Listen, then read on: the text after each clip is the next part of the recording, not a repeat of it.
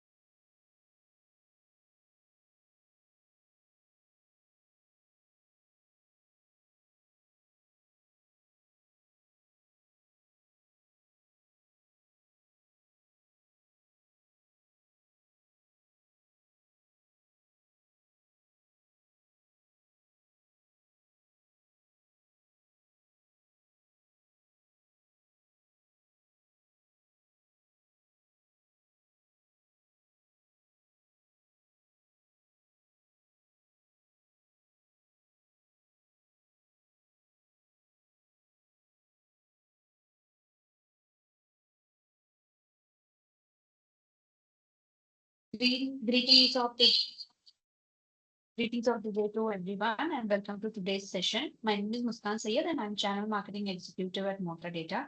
Thank you all for taking the time to join us. Now let me introduce our speaker for today. So we have with us Sakshi Asudani. She is the Associate Product Lead from the P&G team at Motadata and she brings strong experience in product strategy and has been closely involved in shaping the delivery solutions and that enhance in IT operations. So today she will be sharing key insights and practical perspective on this topic. So before we begin, a quick note for everyone, like if you have any questions during this session, please drop them in the Q&A box only. We will address all the question at the end of the session and we request you to avoid interrupting during the presentation so we can ensure a smooth flow. And with that, I'd like to hand it over to Sakshi.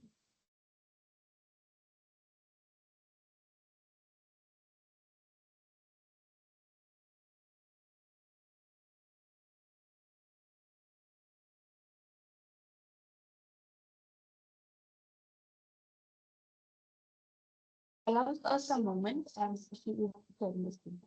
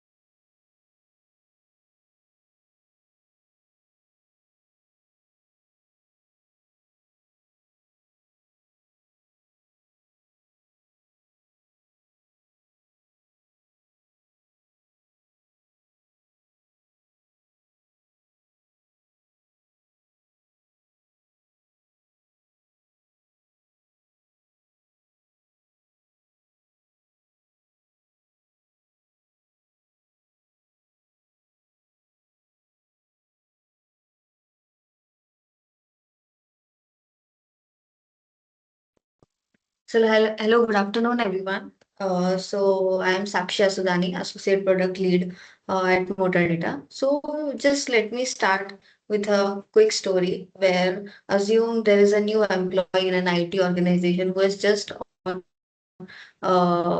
joined in a new company. It is Monday, 9 a.m., and he walks into the organization where he wants an access to multiple applications to start a work upon. So basically, he files a ticket, he sits down at his desk, and he waits. If he's lucky, he might get access by Wednesday, and if he's not, he might have to wait till Friday. So the first week, which needs to be more productive, more engaging, has to be wasted in a entire, it will be blocked in the operational cases scenario. So basically consider this picture and we'll come back to the same picture after when we have tried to solve all these problems very properly.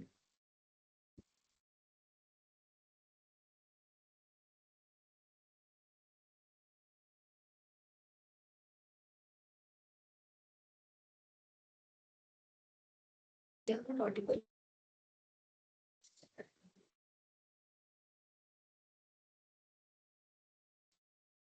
Am I audible?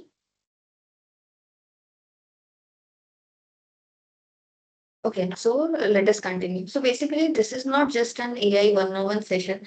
This is uh, This basically, I don't want you to explain what an LLM means. I'm assuming everyone in this room know what is an LLM, and I might assume that so many of you have already deployed some Copilot stack in your day-to-day life. So I just don't want to pitch should we use ITSM, AI in ITSM or not. So that is basically settled. But the real question is, have we even architected for it yet as of now or not? So moving forward. There are three numbers which we can see as of now on the screen, which every leader or everyone in this room needs to understand, and we can't wait for that to solve until next budget cycle. The first number is 73. Basically, uh, that's the share of IT leaders that have been reported that that is the ticket count that has been increasing year by year. When I say year by year, this is not just first, second, it is consecutive 3 years that this count has been increasing in any IT organization. So this is not just the staffing count that is being compounding year by year. The next count is 70%. That's the share of your work that IT teams do day to day, which is basically structurally repetitive. This has been observed by Forrester 2024. The same pattern, the same process, the same type of request that has been coming, which is endless. The same AI can do in scale, in burning out. And the third count is $2 million plus annual capacity, which is being unclogged. That's the 60% of MTTR reduction that has been counted by an enterprise organization, which is as of now measured but not modeled. So this is not basically a cost cutting. This is where we have aligned our the most expensive resource and we have redeployed the same resource again and again. So these are the three numbers where there is one conclusion that the operating model has to change.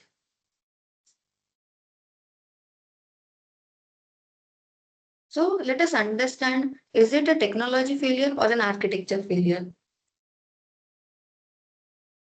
So basically, here's the paradox of an enterprise software industry that we don't want to say it out loud. The four parameters: reactive architecture, manual decision path, inconsistent communication, and the last one is brittle automation. So we have already spent more than 15 years building an ITSM platforms. We are changing and we are moving forward by adding multiple automation features, AI features. So we have built SLA engines, workflow automation, knowledge paths, co-pilots, and now we have come towards an agentic AI, which is helping ITSM platforms to resolve things very quickly and without any human intervention. What happens as of now? A ticket comes in, a human reads it, understands it, try to solve it, and closes it. That's it. That's the system we have as of now. Everything which we have layered year by year, it's just doing things to make a human faster, but it is not making where the human's intervention should be required as of now or not. When I read the quote which is mentioned in the screen, is being mentioned by a CIO of a Fortune 500 financial firm, which is they have used more tools ever when it is compared with the capacity of the people they have as of now. By adding more tools, that has not reduced the work as of now, but it has been documented it better and better. So when we go through this, the main problem statement we have identified is that when we add more tools, it is not necessary that it will solve the things easier. It is not necessary that it will streamline things, but what it is that we need to understand whether it is a technology failure or it is an architecture failure.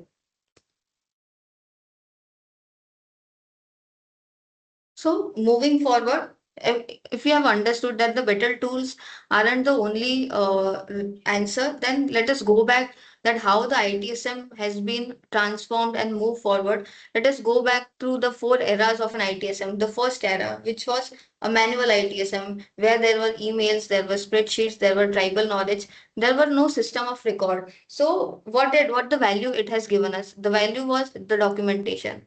Then, when we move forward to the second era, which is automation, where there were workflows, rules, SLAs, it was kind of predictable, but it was still brittle. There were configuration, rule-based automation that was happening. If this condition happens, then we need to do this. So it was kind of predictable, but again, anything that has been happening out of the rules, it was again involving the human in the loop, and it again bounces back to the human, which has to be interrupted there. Now, when we talk about the third era, which is AI Copilot, where most of the enterprises or most of the people in the room are available as of now, where we delegated the suggestion. When we see the all the errors, we are delegating something to the system. We are trying to hand over as much as possible to the system. In the first era, we delegated the documentation. In the second era, we delegated the automation part. In the third era, we delegated the suggestion where the AI used to assist humans, AI used to suggest, AI used to draft, and AI used to provide the summaries. But again, a human validation and action needs to be available at that time. It is kind of useful, but again, the real productivity, it is still not there. So here's the catch. The value we get here is the speed, but still humans are required in every decision path. Now here we are in the era 4, which is AI agents, where this is the architecture break which we have taken. When we talk about fourth era, which is AI agents, we delegate the decision and the execution. This is not just about suggestion and the feedback we take from the AI, but also we trust AI with the execution against what needs to be done without the human in the lead, without the human in the loop, where the decisions are being taken by AI, the only validation that needs to be done by the human are at the end level. I want to be precise about what has changed. We don't have large number of people in the team. So basically the throughput ceilings which we have come is the infrastructure capacity. This is the categorical shift and not the incremental one. I just want to put some one fact here that McKinsey has mentioned in 2024 that the organization that have crossed from era 3 to era 4 have resolved average of 23,000 engineer hours per year and to process 10,000 tickets every month.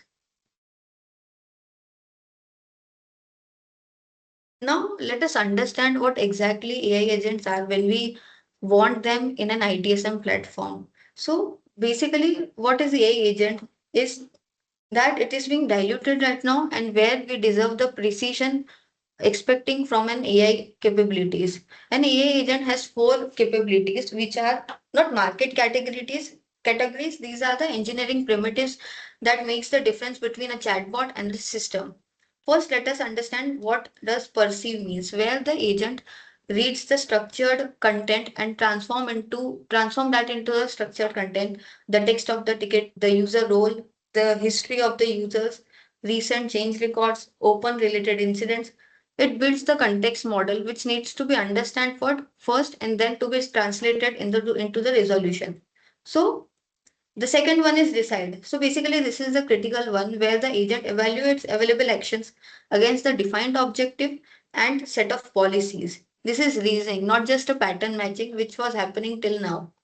So when we compare this with the rule-based system where the system asks if this is matching, then I need to do this. So basically, this is not that. Here we are changing the shift where the agent decides by itself that what is the context and what needs to be done next. The third one is execute, where the agent does the subsequent task that needs to be done. The agent might call APIs, the agent might modify the records, the agent might provision the access that needs to be given to the user. The agent can execute the workflows and automate things. It does not just generate a recommendation and wait for human to approve it. It does the actions and it acts.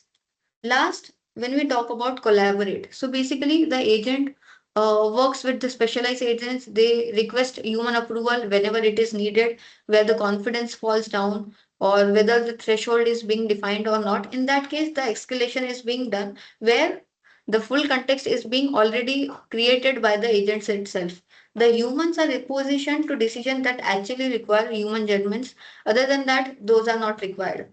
For all the people available in this room, what makes this production safe in 2026 is the combination of reasoning language model with deterministic tool calling framework. So basically, this is the architecture we are targeting as of now. The agent action space is explicitly defined at the time of deployment. And again, we don't want to skip the security part, the guardrails part here. These are the architectural primitive that needs to make sure are available at any point where the agent performs anything. We are not just handing over an automation task to agents. We are making sure everything is secure at each level. So we are just defining the keys and giving that to a capable system that can handle entire the life cycle of any issue being raised, any ticket being raised, any request being asked. So when we compare with the yesterday's AI, with the today's AI. So basically, the yesterday's AI, when we talk about the co-pilots, it was where we need to lead, and whatever approval we have given, it was going to follow the same. It used to suggest where it used to until we accept things. It used to assist, but again, humans were required to do the work. It used to be reactive and only response when we asked. And the last one, it was narrow. It was one task given, one output expected. It was not about to be dynamic where the thinking part was also done by the AI.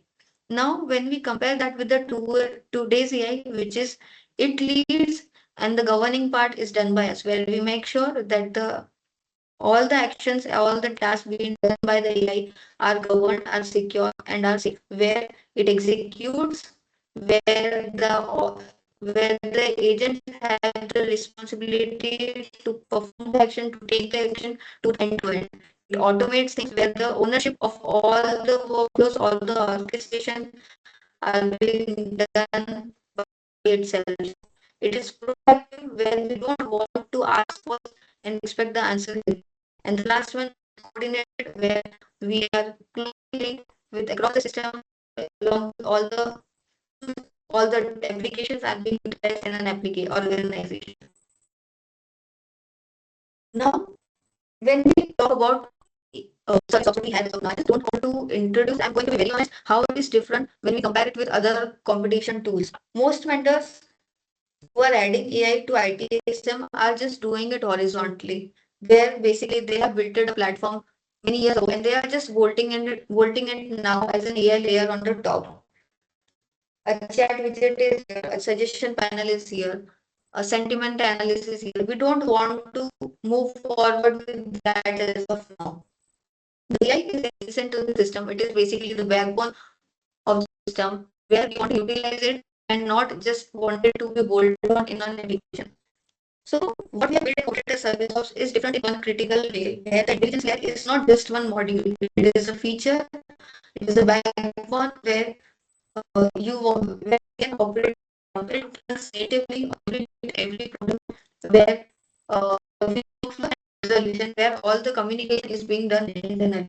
So it is not just an add-on feature, it is a default where you don't want to enable it only for specific use cases. So why does it matter? Because bolted on AI give you a point improvement, a fast response here.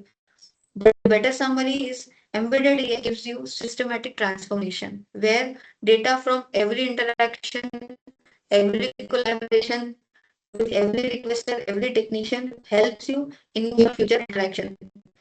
And the intelligence compounds here. The platform gets better at specific each time. So basically, there is intelligence where the agent there wants to replace the intelligence available at every touch point and every intention. It is not just a feedback. And when you talk about the workload driven intelligence, it is the system where the clinician learns from agentic action being done and it helps in the future interaction. So now, moving forward, the capability we have is first text intelligence there. So basically, I just want to start because it is a mode where it is possible to trust and be highlighted along based on the interaction request with the technician. So when we look, it is 68% of user satisfaction comes from the communication and not from the speed. So this is basically based on the IT research which we have done. So now let's go back to the first story which we had, that a new employee is onboarded and he has raised a ticket to an IT technician. For example, it was at 11:30, but the technician who was working on it had already 47 tickets with her. So this was the third time where she was not able to provide the solution to the user. Based on that, she might have provided some subsequent response requested as well.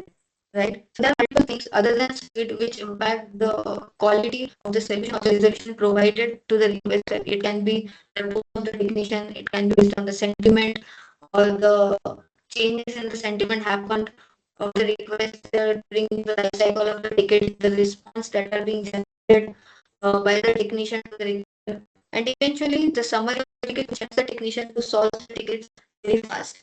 So this is not a technician problem. This is basically a system problem where the communication quality is variable and it depends on how humans are managing their workload, managing the tasks they have been assigned to. So because the engineer at 10 a.m. on a Tuesday might not be the same engineer at 4 p.m. on Friday. It depends on how they are handling their daily workload, how they are being assigned tasks. So that needs to be taken care by the consistency and that can be handled through AI. That's not something based on the technician quality.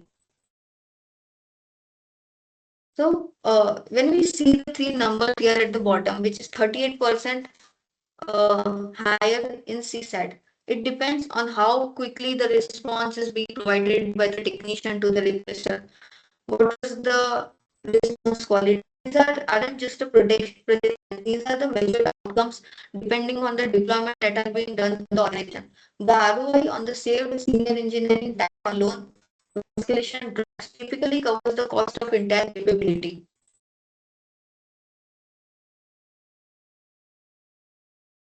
So moving forward to the next capability is AI solution assistant.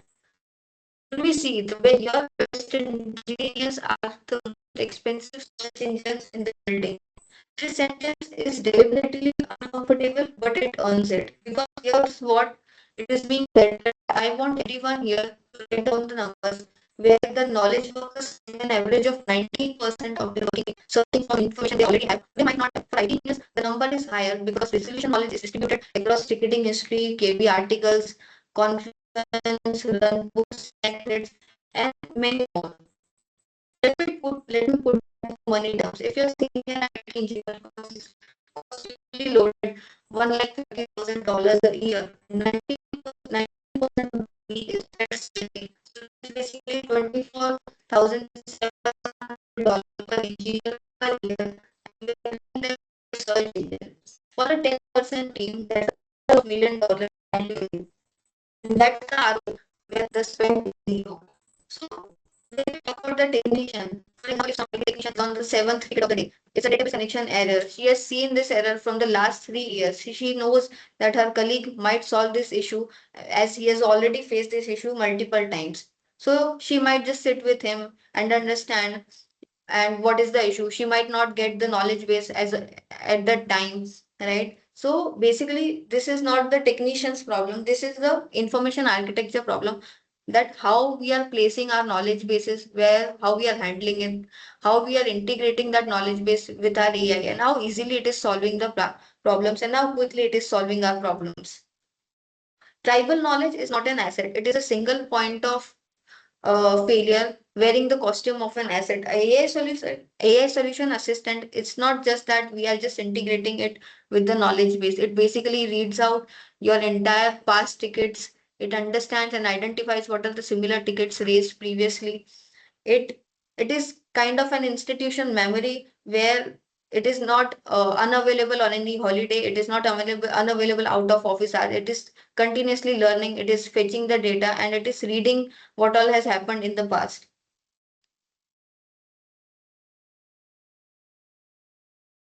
Now moving forward to AI Studio. So this is the slide where I want to address each and every objection where we what we hear in our every executive meetings. So let me name it before naming it just an it as an AI chatbot. So the objection is, this sounds great, but we don't have a data science team. We don't have a capability to build our own AI agents. So you don't need that one, because we, as you can see, there are 70% of IT work which is repetitive, where technicians don't want to spend their entire day. They don't want to spend hours and hours to doing same work again and again. So it is not necessary. So we have built a way where the technician can stop doing it, where there is no code required, there is no ML team required.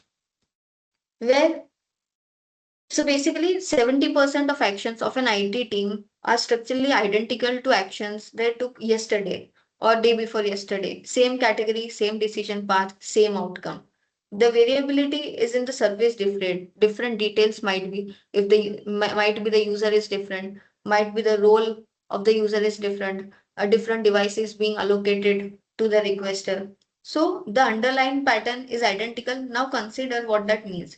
If 70% of engineers' day is repetitive, only 30% of the work that actually requires their education, their experience, and their judgment are available with them.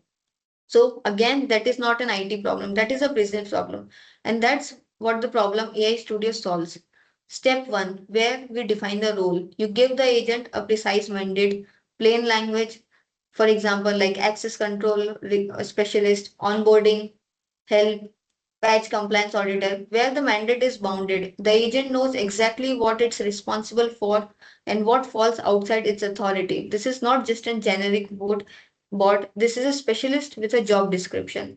Step 2, configure behavior, where you connect the agent to its data sources, your identity provider, your ticketing system, your knowledge base, your license management, where you can set the escalation thresholds. If the confidence fall below 85%, you can escalate it to the human, where you can involve the human in the loop. You can define the communication style depending on what task the agent needs to do, what the agent can and cannot do. The permission model is explicit and auditable. Now, step 3, deploy and iterate. The agent goes live. Every run is logged with full decision context, where the agent saw, what the agent saw, what options it considered, what it chose, and what you observe. You can define the guardrails, the version you want it to be. You can version it like production software with rollback capability, where the every decision taken by the agent are audited, it is governed, it is secure, and it is safe.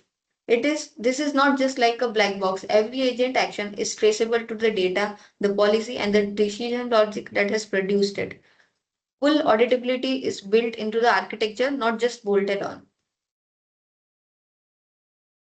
Now, this is the fourth where I would encourage every CTOs, the leaders in this room to spend an extra attention, because where we move from individual AI productivity tools to a system level intelligence.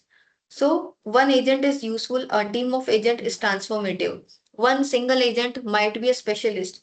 but it is deeply capable within its specific domain. But here's the thing, enterprise IT incidents are rarely of single domain. It might be depending on the kind of request that is being coming to the technician.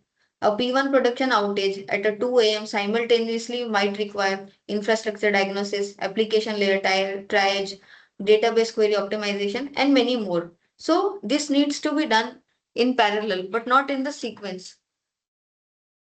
And that's exactly what our main manager agent does, where it decides what agents need to be called, what action needs to be performed. Manager agent has the capability to decide what task needs to be delegated to which agent, depending on the capabilities defined under the agent configuration, where the senior incident commander might get paid. They don't do all the work itself. They can delegate their task depending on the capability and the specialty of the agents given to the manager agent. So the agent architecture mirrors that exactly, where the manager agent receives the incident, it classifies depending on the type of issue. It might be infrastructure, networking, application layer, and spins up the specialist agent in the parallel, starting from triage, where the task of this specific agent is to classify what kind of issue it is and the route it to the required specialist technician. The second is diagnostic, which might query our monitoring stack, where we can pull out the logs, where we can correlate with the recent change that has been raised in an ITSM platform. The third is remediation agent, which will evaluate available fixes or available knowledge base available in the system. If the confidence is not clear, it might involve the human in loop as well. If not, and the last one is communication agent, which runs in the parallel so that the affected users are continuously communicated and notified within each specific interval, where the status are being updated to the end user so that the confidence doesn't fall down for the requester as well.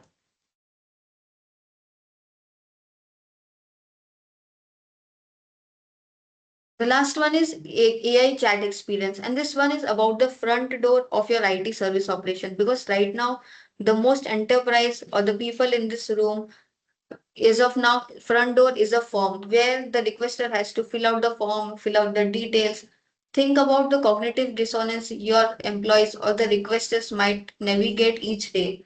At home, as of now, we use ChatGPT, we use Claude, we use Gemini to perform or plan anything in minutes. We don't fill out a form. We just uh, talk to the AI agent very easily.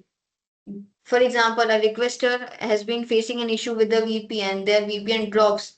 They submit a ticket. They wait for 4 hours or 5 hours till the technician replies or comments or provide a notification to the requester. Till then, the friction is not neutral. The Microsoft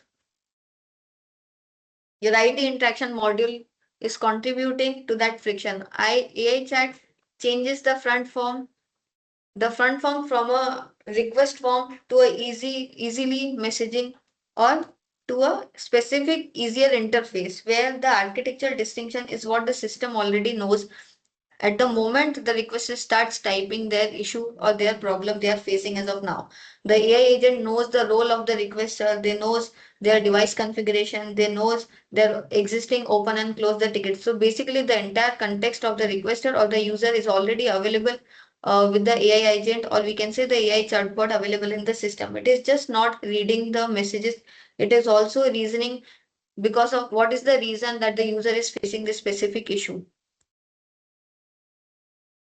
So the three properties matter when we talk about AI chatbot. First is role aware, that the chatbot should already know who is raising a request. Is it a requester? Is it a technician? What kind of permissions does the user have?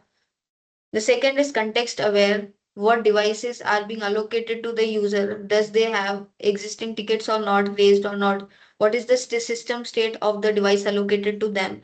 And the last one is seamless handoff, where the entire context is being preserved with the agent in case it is need to be hand off to the human in the loop if it is getting escalated or the threshold is being breached. So now again, let's go back to the first story which we had about the employee who has been onboarded. Now just let's compare if the system had AI agents with them in their ITSM platform, where the new employee logged in to the application and asked about the access of the application he needed. It can be Figma, it can be Jira, it can be any other application, where the new employee can just open an AI chat and ask from where can I get an access to this specific application. AI agent will read the profile, will understand who is the new employee and identify what is the license pool of these applications. And based on this identification, AI agent will pass on that data to the agent team where there are multiple agents created for specific software application, and the agent will provision the access to the specific employee, and the parallelly the communication will be drafted or will be shared notified to the employee as well. User will get the notification on Slack, Teams, WhatsApp, any social app or any messaging app the user uses, and will also get 2-minute orientation video, and the outcome will be zero tickets filed, zero engineering hours spent, zero technician hours spent, and the audit trail which is being captured. So now here we can see what is the transformation that we have come upon, starting from the first story which we saw, and and this story where there are AI agents in the picture, where the provisioning time went down from 72 hours to 3 minutes. The productivity was recovered for the technician, and there were zero tickets. So here then can be two things where the tickets are being raised, but the time spent by the technician is zero. Or if the tickets is not filed, we can identify that with the help of how many resolutions are being done with the help of AI agents. So now moving forward, till now what we saw was what are the capabilities, what problems does it solve. So when we see from the CFO perspective, because we also need to understand what business value, what monetary value is being translated when these type of features are being given in an ITSM platform. Because uh, starting from all the metrics which are mentioned as of now, the first one is 60% reduction in average resolution time. For a mid-large enterprise processing 8,000 tickets per month at 4-hour average, there are so many engineers that have recovered annually.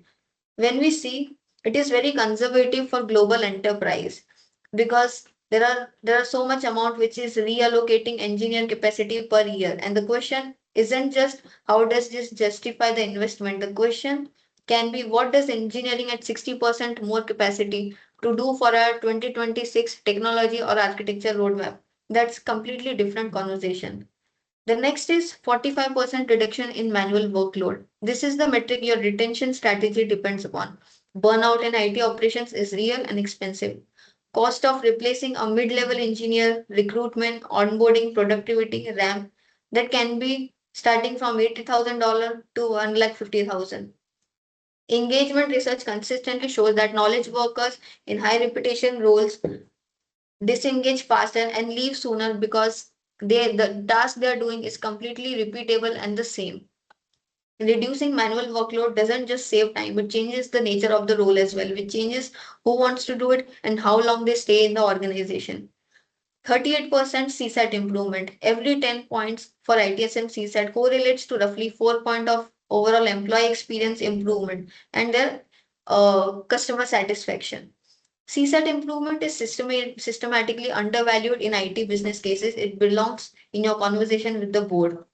Scalable operations, the infinity matrix. So basically, the ticket volume will grow day by day. We can't change that. But the traditional response would be proportional headcount growth, but I don't agree on that. The agent-based model decouples resolution capacity from headcount. You scale volume without scaling cost proportionately. That's the unit economics transformation that changes how IT is valued inside the organization. When we see these four numbers, these four aren't independent improvements. These four are the phases of the same architectural shift where each one reinforces the others. Lower MTTR drives CSAT. Lower workload drives retention. Retention drives expertise, and expertise drives faster resolution. So this is what the business is. This is what you'll defend in your next budget review.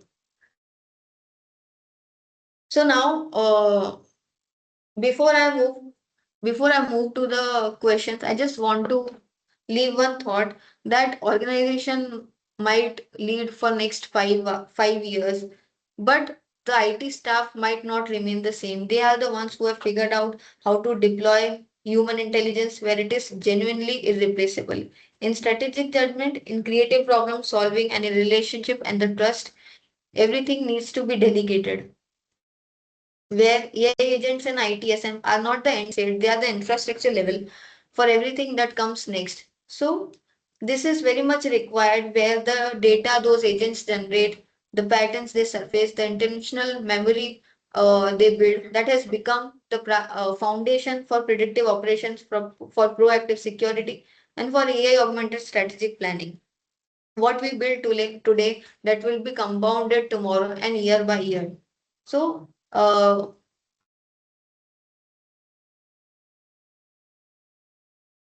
thank you so much. We can move forward with the questions.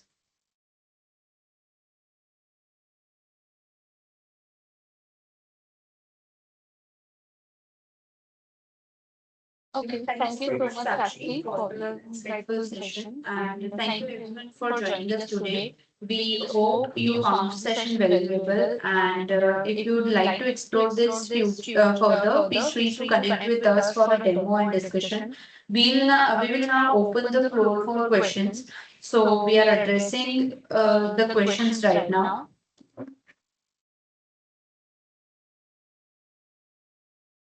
So in the Q&A section,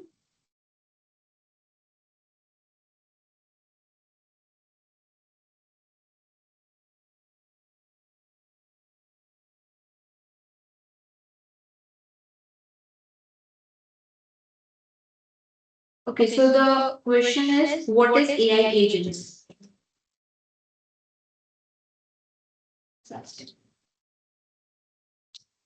Okay, so basically AI agents are the LLMs which we have connected with. There can be Yeah, so basically AI agents are the LLM which we have integrated upon where we provide the instruction, we provide the context of what all tasks that needs to be done uh, are being done by the AI agents. We can utilize those AI agents in our workflow, in the chat experience. So basically it is the LLM integrated with the system where kind of task is being done by the agents. The AI agents have their own tools, their own actions, their own execution that can be done with the help of AI agent.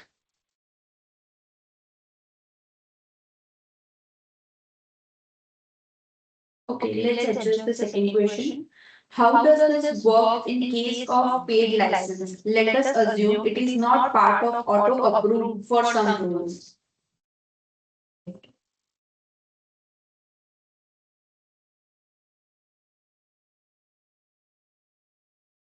So basically, where we need human in loop, right? So basically, that is part of the instruction or the skills which are being given to the AI agent. We can add a layer of human approval for kind of specific a critical task where the agent cannot decide what needs to be done next. In that case, that should be part of the instructions of the agents which are being created in the system.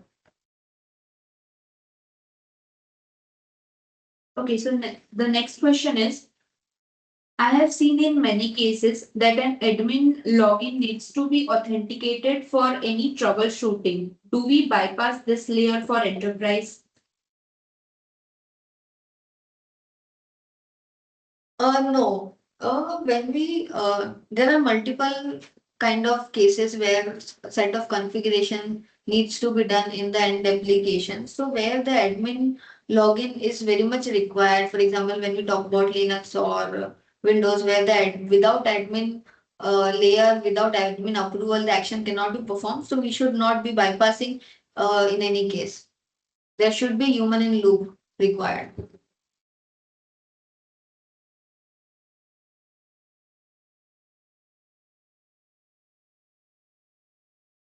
Okay, so the next question is, how do you ensure AI generated responses stay genuinely empathic and context aware instead of sounding automated or generic at scale? So when we design AI agents, it depends on what kind of tools are being given to the specific agent, what kind of instructions are being given to the specific AI agent. That is the part where we deploy, where we design or configure an AI agent. That needs to be mentioned, what tone needs to be followed, and what will be the context available with the AI agent. It can be type of, it can be like what systems are being assigned to the user, that kind of context, or it can be the role and permissions of the requester who is being asking for an issue. Okay. So the next question is, when you say system, is it like on top of the existing ITSM?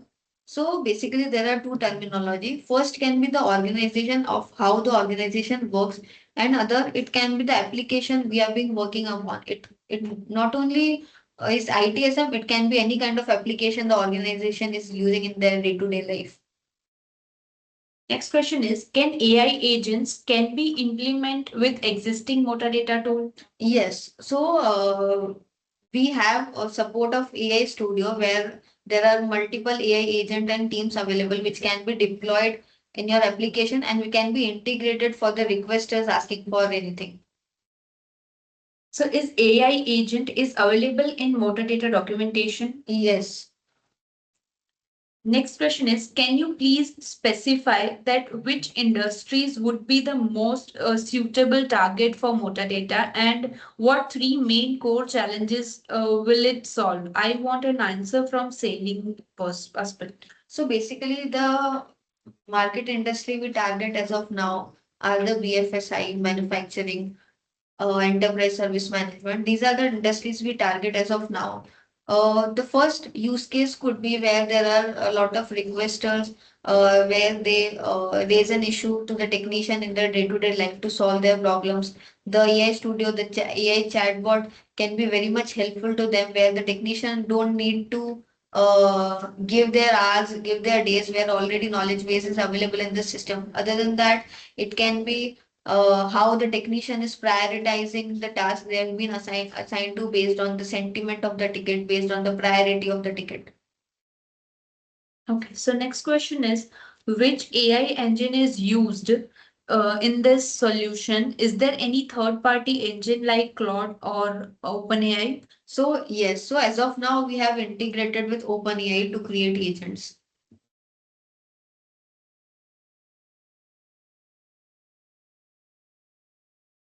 Okay, the next question is, in your experience, what separates successful AI ITSM deployments from failed ones? So basically, when we compare between a successful AI ITSM deployment and the failed one, it depends on how easily or how fastly the deployment has been done, how quickly the technicians are resolving the issues of the requester, how quickly they are having the context of the user and the problem that has been raised to them. So the next question is, what we can do using AI agent? So, using AI agents, we can solve multiple problems. Like we can have an NLM based, context based chat with the requester. We can automate multiple actions, multiple tasks very easily with the help of AI agents. Next question is, where I can get AI agent for my office and its utility? Is this question regarding service ops or can you please repeat this question?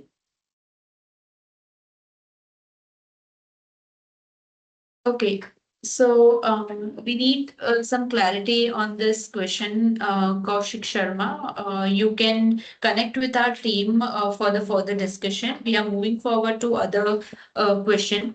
So there is a use case that sometimes the bot isn't enough and the user need a human. The scenario after the virtual agent tries two, three solutions that don't work, it asks, would you like to chat with a live agent? The action, if the user says yes, the chat is routed to an available IT agent service desk console. The agent gets the full transcript of that what the bot already tried, so the user don't have to repeat themselves. The benefit provides a high touch support feels while maintaining the efficiency of a chat in interface. So Basically, this is a very practical scenario where all the decisions cannot be taken by the agent, and we obviously need humans or technicians in the loop, right? So that can be defined in the agent behavior, in what cases or in where the threshold has been breached, we needs to hand off to the technician available. Okay, so the next question is this built into service ops as standard, or are any additional modules required, or any cost? In which version is this available?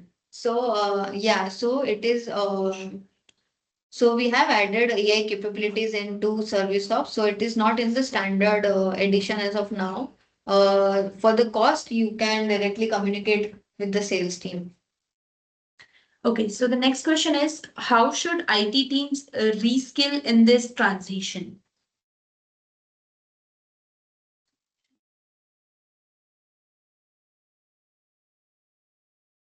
Yeah. So when we talk about IT teams, there till now the habit IT teams used to have is to talk to the person who might know how to solve a problem. But moving forward, the that is the inbuilt capability available in the system as well. So all the capabilities can be seen in the UI of the application where they can find the by default suggestion. So it is not hard for them to switch the tools or sprawl the tools where they can find the solution.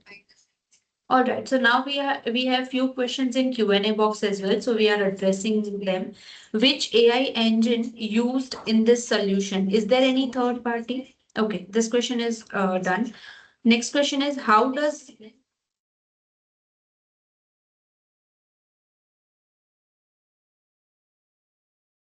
so the next question is this AI works only with Motadata Service Desk or all other Motadata ITSM modules as well?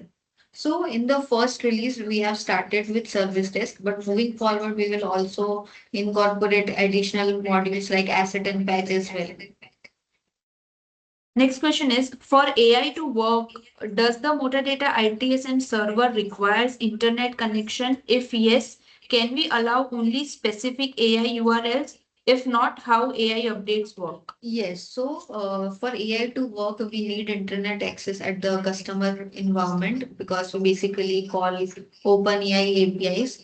So if the internet is not available, we also have support of proxy server from where the URLs can be accessed. And yes, the URL needs to be whitelisted.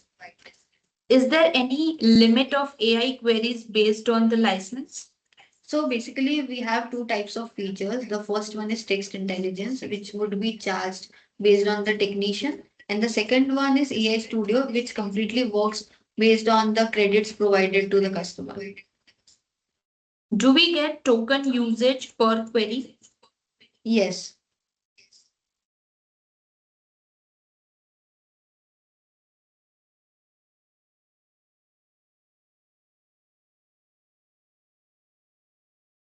Okay, so the next question is this separate from discovery agent? Yes. So basically, discovery agent is something that needs to deploy at the client side to fetch the asset details.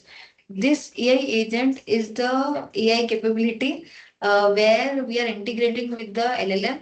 Additionally, nothing needs to be deployed at the customer side.